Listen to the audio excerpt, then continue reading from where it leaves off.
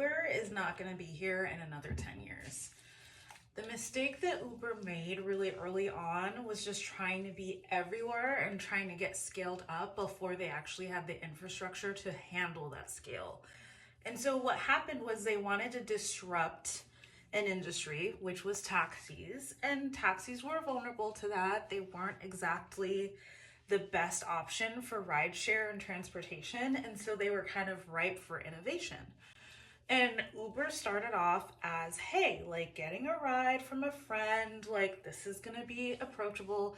Lyft was kind of there following the same rhetoric. The math wasn't mathing.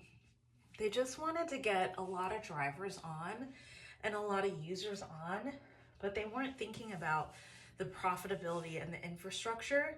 And I get it, sometimes you can't be profitable in the beginning, you just have to show that something works. But when the math is that off, you'll be finding yourself in a position where now you're grasping for straws. So here's where Uber messed up. They started cutting corners in order to make the company profitable shortly after they went public.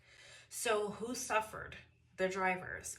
And then who suffered because the drivers suffered? The riders. So it became expensive, pricing was all over the place. They just don't know who they are. Then they started diversifying services. Uber Eats, Uber Carrier, Uber One, Uber Black. Like they started just creating all these tiers and all these offers. And that lets me know that there is a lack of leadership that's actually effective at that company, and that they just don't know who they are anymore. They don't know what problem they're actually trying to solve.